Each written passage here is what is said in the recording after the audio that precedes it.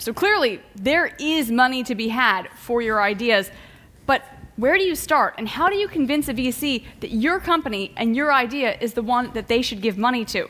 To help you find out, we are going to bring in the experts. Please welcome our next panel, moderated by the entrepreneur Armin Eichhorn. Thanks. Hi, everyone. So I'm pretty excited about this panel. As Sarah mentioned, I'm an entrepreneur myself, and so I have a high interest in the financing topic, as I'm sure a lot of you do as well, otherwise you wouldn't be here. But I'm really going to need some support from experts in the field, so we brought a great panel together. And the first person that I would like to welcome on the stage is from Robert Bosch Venture Capital, GmbH, Ms. Gitte Bedford. Please join us. So Gitte has a strong finance background, and she's responsible at RBVC for evaluating investment opportunities. And RBVC, just to give a little bit of an insight into that, not everyone might be familiar with Robert Bosch Venture Capital. They have 420 million euros under management right now, and they actually invest globally, both in startups and also in industry-specific funds. So it's great to have you, Gitte. Thank you very much for joining us. Next up, from Early Bird, a venture fund that is going into early stage and some of the later serious investments as well. Please welcome on stage Ravi Kurani.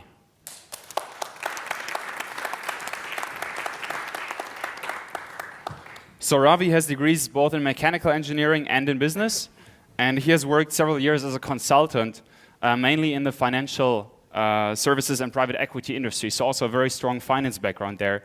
And I'm very much looking forward to hearing what he will contribute to this stage. Then third up, from Trumpf, the head of technology, Christoph Siebert.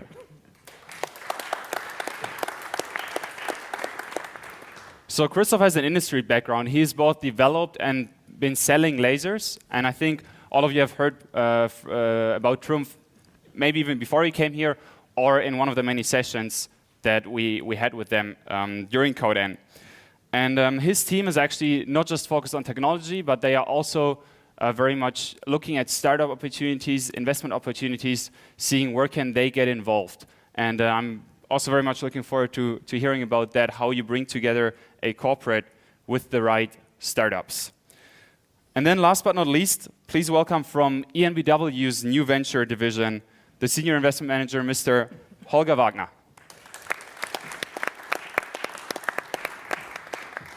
With more than 15 years of experience in internet and telecommunications, Holger is definitely a great addition to this panel, and he's been an investor and advisor mostly for later stage energy, Internet of Things, and security startups and companies as well. So welcome all of you on stage.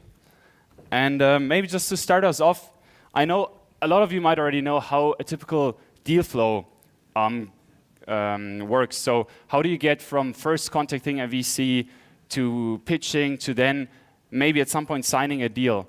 But maybe for those of you who haven't heard about that yet, Gitte, why don't we start with you and maybe just take us through the process. So what are the steps that happen between a first contact and potentially a deal?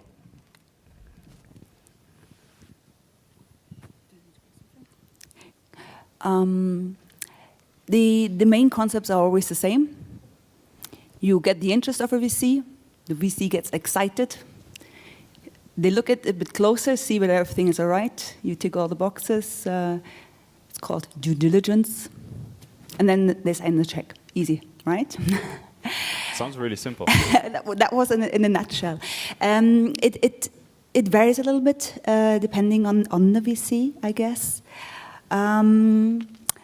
Maybe to just from, as it happens in our case very often, we call this the so-called deal flow, and that come from different sources, so different ways. We might get approached, we get a referral, we find someone and reach out, like we did, for instance, for the free layer, but they didn't need our money.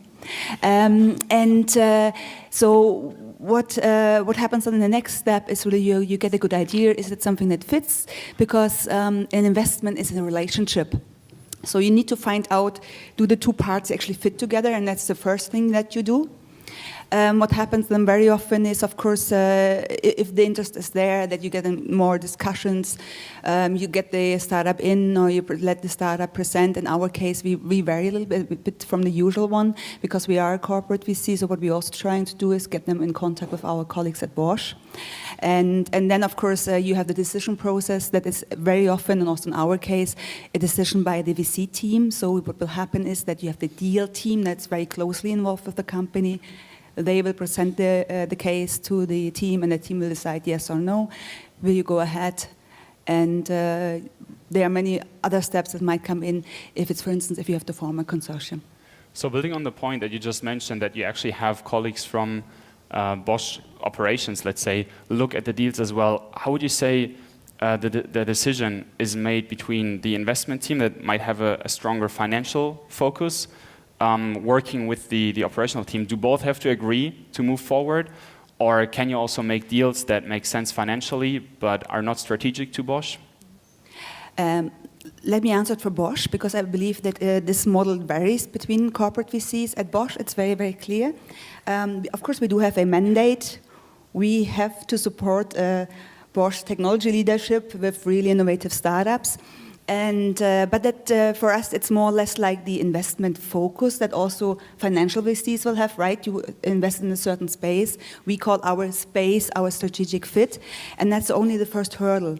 Afterwards, we do really assess each deal like a normal VC would do, a financial VC would do. We try to bring them together, but for us, it's not a prerequisite. Holger, at EnBW, is that similar, or do you have any difference in how you select the startups and how well they need to fit into the strategic focus? Yeah. Actually, of course, since we're also a corporate venture, it's very similar to what Gitte described. But on the other hand, of course, it depends, of course, what are the objectives of the VC team and what are the objectives of the innovation team. So the objective of the VC team in general is to get good interest on the investment, of course, and we are not incentivized by bringing in that way innovation to and maybe that we link both together, because therefore we have a different department, what we call innovation management, but our main scope and the investments in which we are looking deeper is of course linked to the verticals in the innovation department. Okay, so that is very much the view on the corporate accelerators, or sorry, corporate venture arms. And let's maybe look a bit more from a classical VC perspective, Ravi. So if I get in front of you, I somehow secured that meeting. Now I would assume that you probably, or you might not have strategic interests. It's all purely financial, or are there maybe other things that you're really looking forward to? So basically, how do I convince you to invest in me? Yeah, so we're a, let's say, pure breed VC. So we have our interests are of financial nature. We do have strategic investors, but that's basically just comes through that we share deal flow or share certain ideas. But kind of our investments are purely financially driven. In terms of a meeting, it kind of depends, and maybe I can say a word or two also on our investment process. So sure. Usually what happens is that we get a reach out from a startup, or we meet a startup at an event like this, and there's some initial touch point, yeah, and then I usually get a pitch deck or something. I look at it, and if I think it's interesting, or if I thought the talk with the founder was interesting, then I'll do some of my research for myself first.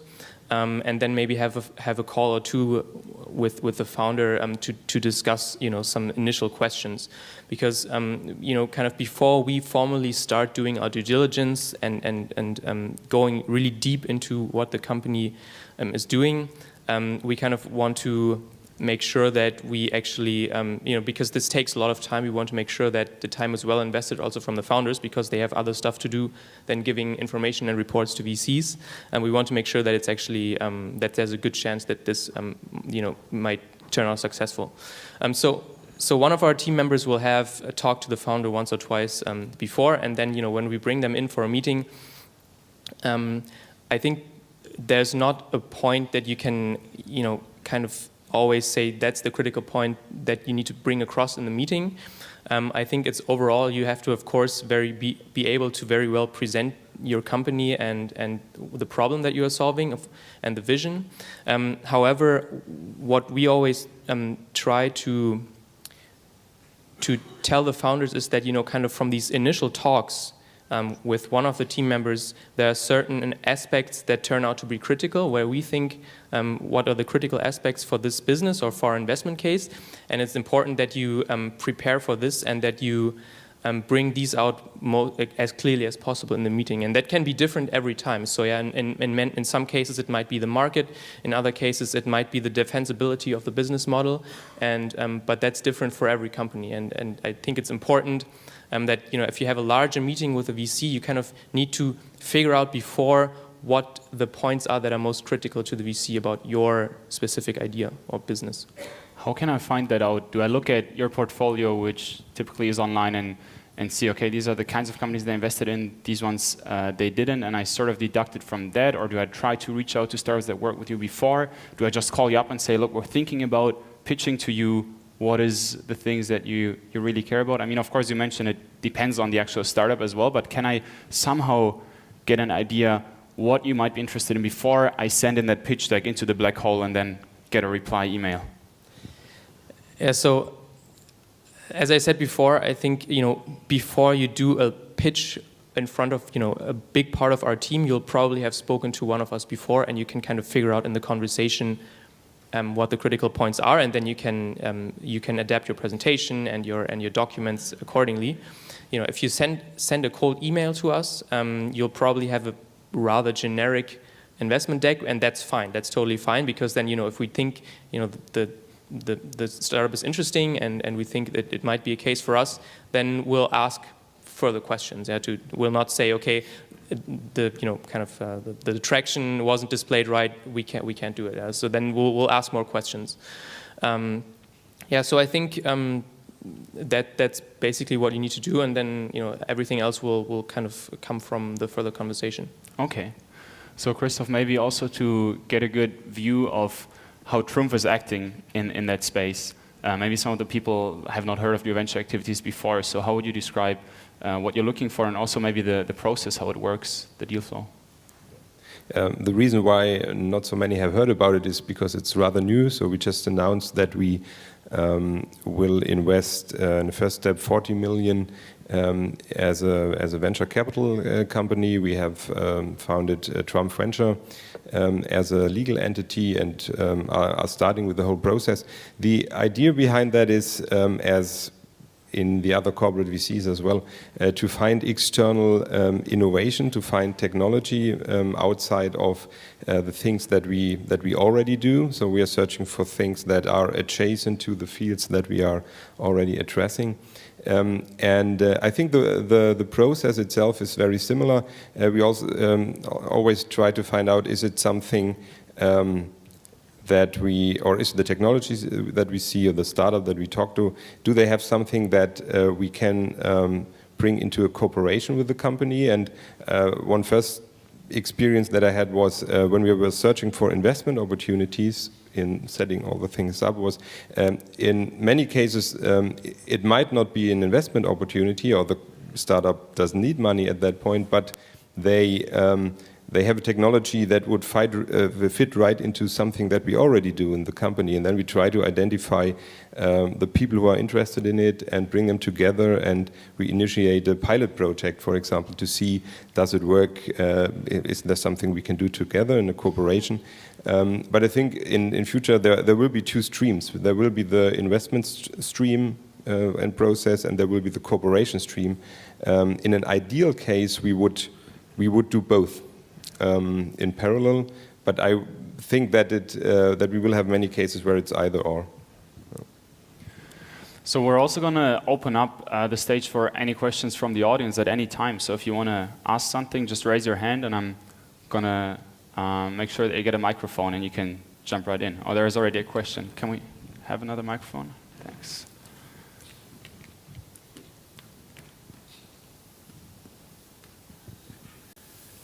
As a rate of initial deal flow that you see to how many get to the due diligence stage, and then from that point, how many go from through the due diligence to a check? What are the percentages that you guys would see? All right, we want to have some numbers here. Those of you who've been in the business for some years. I guess it's ours, right? Ours to take. Do you have the statistics? I mean, I can share some statistics. I don't think can answer all your questions. So, for instance, last year we had deal flow of 1,400. So we effectively received reach out from 1,400 that were locked. That doesn't include probably something that is completely out of our scope.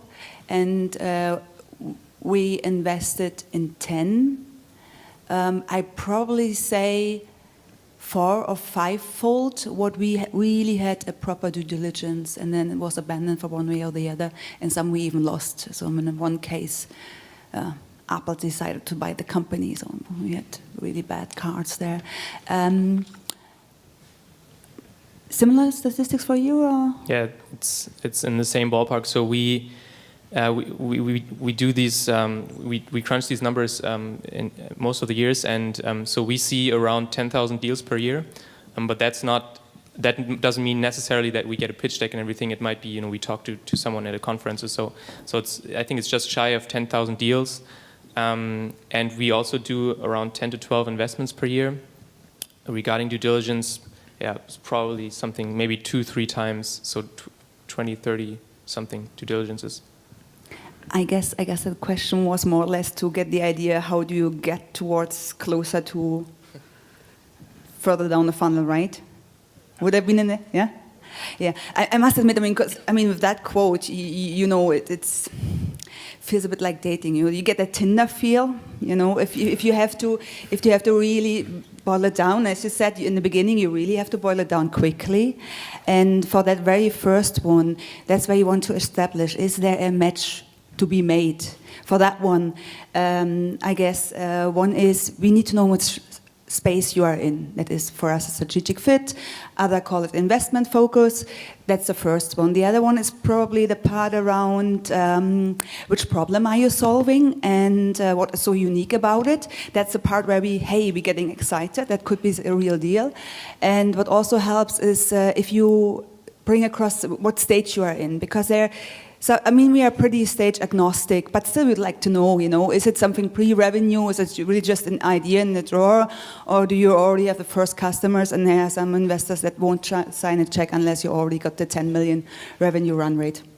So before we get into the next audience question, maybe just to follow up on that stage agnostic aspect that you mentioned, that's pretty interesting because there are very often, of course, investors who might either be limited by their capital, so they end up being business angels, which is fantastic, but they look at a certain ticket size and typically wouldn't be able to join maybe in a Series B or C. And then there are also some funds who say seed money is interesting, but not really for us, we're going in later.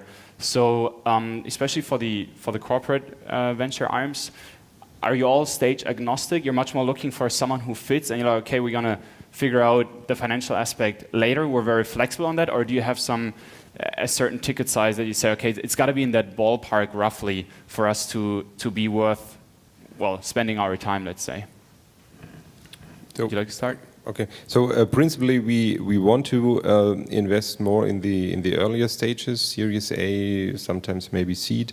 But what we already experience is that sometimes you come across something that doesn't fit into your strategic ideas that you had before. And I think we are flexible enough to say then, okay, that is so interesting, we are so excited about it, and we see such a good opportunity that we proceed this further. And my feeling now is, being relatively new in this field, is that you have to have a certain flexibility on that to find the real good things.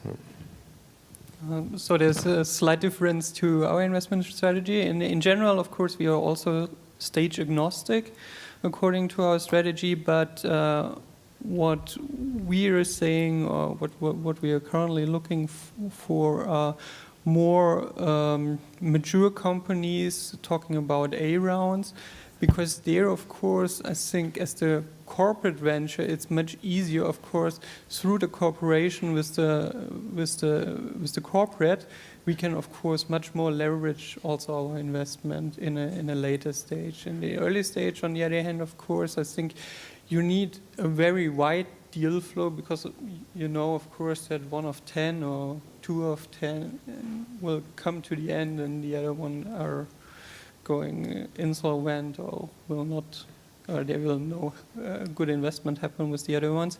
And in my experience, it's easier if you really are going for cooperation with a large corporate. It's much easier, of course, really to leverage the investment on a later stage. So when you see a certain level of, let's say, maturity and stability, does that mean if I'm a startup in the energy field and I'm still very young and I sort of already have a feeling that I'm too young for you to work with me, should I wait a year or two to contact you, or are you still interested to get to know some of the startups that have exciting new technologies to then maybe a year from now have a cooperation? And what I'm sort of hinting at, one of the aspects that comes up a lot once you get deeper into the whole topic of how do I get investment is trust, right? You want to have relationships. Yeah. Someone knocks at your door, says, do you have $1 million for me? You're going to say no. So typically you want to have as much time as possible to get to know them. Is it a good idea to approach you even if I already know that an investment is not going to happen at this point? Yeah, actually it's a good idea.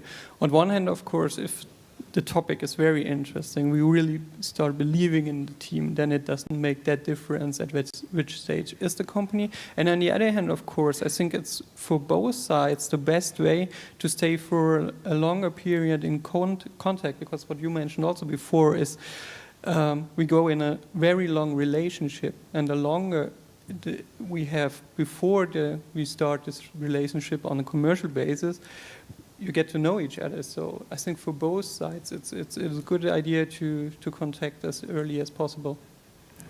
Great. Let's take another question from the audience. Yeah, so I had 2 questions. The first question is very easy. I just want a number. So of the 10 or so deals that you guys do, what percentage are seed? How many are seed, so pre-Series A? Just number. I just want a number. 1, 0?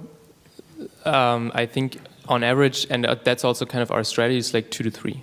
2 to 3. Yeah, okay. so we seed do stage. more Series A than seed deals. And can you give the audience a sense of the size of that, a seed? Seed for us would be anything. So we in general we say we do investments ranging from 250K to 5 million initially, and seed I would say is probably something 250K to maybe 750K, okay. 1 million or so. For us, last year, actually, we had a high percentage, 4%. Sorry, so 4 out of the 10 were seed. Seed for us is up to 500,000. Okay. It's also, we have a different process. One of them actually matured, so we did a Series A with them this year. Mm-hmm. Okay. But admittingly, we hadn't done that in the past, because that was maybe something to pick up from him earlier, because what we said in the past that we want to have at least proof of concept. We didn't shy away from pre-revenue, but we wanted to have the proof of concept. And what we noticed is that the really highly disruptive startups, when it comes to that round where it is, you have that proof of concept, it might be already too late. They have already a great, like you guys, right? If you have the big names in, there's no space for someone else. And the Americans are a bit touchy when it comes to corporate VCs, and therefore what we try to do is then said, okay, highly disruptive. We just go in, give you a check, and say, listen, just make sure you meet that particular milestone in that time, and then we in. Otherwise, okay. Great. And the second question was, in your criteria for evaluation, how important would you say team is versus, let's say, proof of concept? Team versus proof of concept. You want to know which one is more important? Which one is more important? So then let's do show of hands. For the 10 deals, just look at the 10 deals you did. That's easier. Of the 10 deals, which was more important? The proof of concept, like the actual showing it, or the team? I know what you're hitting at. Everybody tells you the team is the most important, and after you invested, you always realize the team is the most important. However, we have a very strong technology background. So, of course, if we like a technology, you think, we can tweak the team, right? So, yeah. But for you're not going to get an answer from me. Team is extremely important, most important. That was the answer. Yeah, if I would be forced to an answer, I would have to agree. I think so. We always say we invest in teams, so there's your answer. But proof of concept is important too. And if let me put it this way: if we were to invest only in a team without proof of concept, the team would have to be really, really good. And the others? I think we will find out. Yeah, I think it's important to think about. I mean, how plausible can the team tell me that the steps they do to get to their proof points are? So if the team can tell me these are the steps I want to follow to get to the proof points that they defined before, then I could live with there is not yet a proof of concept, but it's a matter of can I understand and follow that explanation, and that then comes back to is the technology that we can understand, and but so I agree that technology is also very important for us as a high-tech company. So Thank you. Yeah, my experience in the past with another fund was that I had this, I think, 2 or 3 times.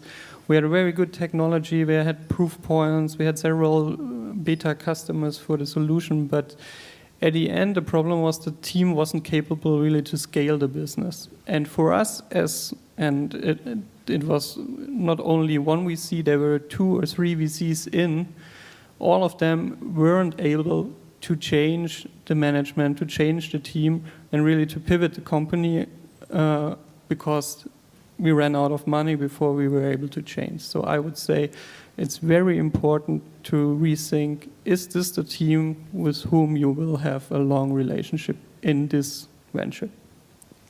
Are there more questions from the audience at this point? Maybe just one thing, like tiny bit. Sorry, you realize I like talking. There's just one aspect, and that's very much a personal opinion. I believe that people, managers, entrepreneurs can evolve. I've seen it happening, and I guess that's not the common understanding. You know, someone can do it or not. They have experience or not. I've seen people really excelling, so I'm a bit biased here. Did you know before who would develop? You can't. You cannot. The people surprise you. Yeah. Hopefully in a positive way.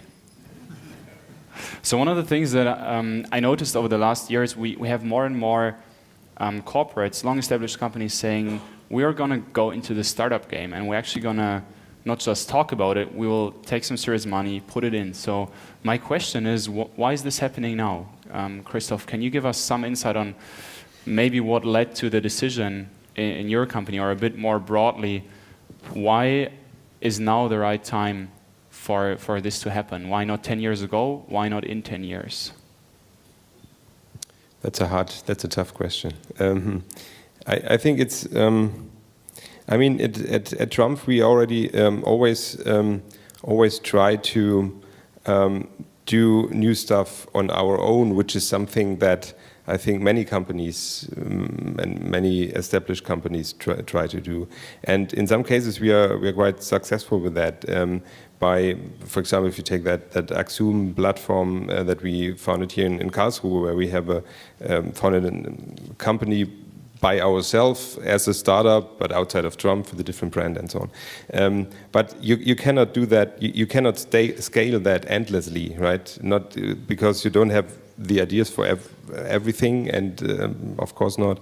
And it also takes a lot of effort and a lot of attention to do that. So being innovative from the inside is and being disruptive from the inside, as we hear many times, is not so easy.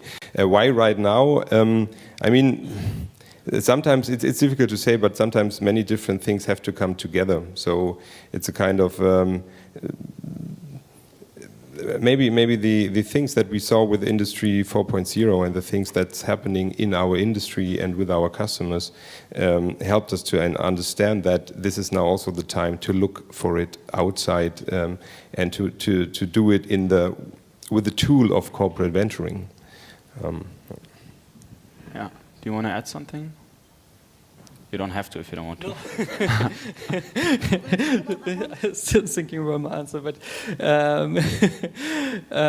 I think that in our position, since we started only one year ago, I think the important thing is that the whole VC market now recognize corporate venture capital in a different way.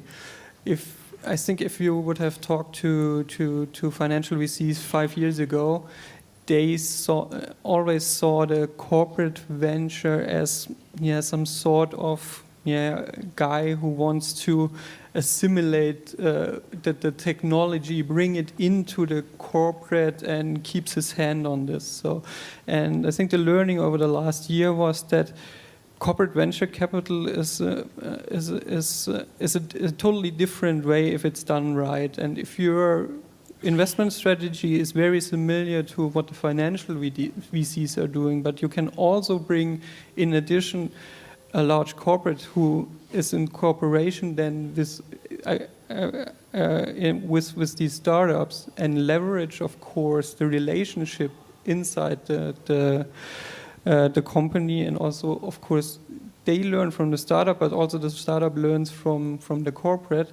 In that way, I think it's a very good story. Also, of course, for the financial VCs to cooperate to work together with corporate VCs on the investment side, and then it makes a whole good story also for the entrepreneurs. So, Ravi, you have all these corporate venture arms popping up over the last 2 years, and I know of at least 25 in Germany. Probably there are many more because they are not always as exposed as some of the other VCs. And of course, one might assume that for many startups, if they are in that particular sector where the corporate is coming from, that is maybe even the more attractive partner than a classical VC, because they get the money and they get industry access or certain knowledge, maybe some experts. So why should a startup, for example, from the energy market, or a technology startup for which Trump might be relevant, why should they still come to you and pitch you their idea? What can you give them that the corporate cannot give them? I think in some cases, I think first of all, corporate VC is very attractive to certain startups when it's important to have a large partner or something who you can partner with, and in many cases it makes sense. So I think we can basically give a startup 3 things besides from funding. So funding, obviously, we can give, and corporate VC can give too. We can give industry access too. So our partners, our entire firm, and also the rest of our portfolio has a huge network, and we can provide that to the startups, and that that doesn't kind of isn't limited to one area, but that can be across a lot of different things. The second thing is that being kind of a real or a financial VC, we have our one of our main expertise is funding, and we can secure further funding rounds. So I think that's actually something that we are a lot better at than a corporate VC, because we know other VCs, not only in Germany or in Europe, but all over the world. And obviously you have to look for other VCs, what's their perception in the market, and who have they partnered with. But so we've done syndicates with a lot of American VCs, as well as other European VCs, and our partners know many of the other players. I think the third thing is really experience in when it comes to typical problems that startups have, because we can basically help with that in two ways. One is through our investment team, and I'm talking mainly about our partners who have huge expertise or huge experience with startups. So usually when we come in as an investor, we take a board seat in the startup, and that one of our partners has. And so we have 4 partners right now in our fund. 2 of them are our founding partners. They have over 20 years investment experience, and they've done over, I think, close to 120 investments. So they've seen the problems that startups have during the early stages again and again, and they can just help from experience. And then we have two of our younger partners who have scaled or who have built a large company themselves and sold it to Google, so they really know what it's like to build a company, go through the ups and downs, raise more capital, and so on. So it's really in the investment and the operational experience that I think VCs can very well give. And then you have the portfolio, right? So we currently have we have a portfolio of, I think, close to 40 active companies, and we make a huge effort to connect our portfolio among each other. So, for example, we have regular meetups around certain themes. For example, next week we have our CMO meetup in our Berlin office, where we invited all the CMOs of our startups to come together, and it's going to be an afternoon and evening with talks and discussions around marketing and growth. And then in the evening we're having a dinner where the startups can mingle among each other and exchange around their problems. So I think those are the things that we can provide. Okay. So there are very different benefits to be had from working with a corporate VC and or a classical VC. And one thing I would like to ask the audience is, how many of you are entrepreneurs who are in a startup right now? Show of hands. Quite a few. So actually, we didn't talk about this before. I see an opportunity for you guys here. As an entrepreneur, I know how it is to pitch in front of an investor. But maybe, and I just want to offer that to you, you would like to pitch these startups why they or some of their network should come to you next week with a pitch deck. Would anyone like to take that opportunity? I would give you 60 seconds, and you can now pitch your fund to the entrepreneurs. Well, I think I pretty much did already, so. Okay, one is out. Schleichwerbung. Straight out. Yes, of course. I mean, we looking back at only 8 years, but more than 8 years of investment. We have done only 36 investments in that space that we call our strategic focus. So what we trying to do as a VC, we trying to act like any financial VC would act in this respect. So, but we also trying to partner with financial VCs when we invest. So we being a very predictable partner. You mentioned earlier something about trust.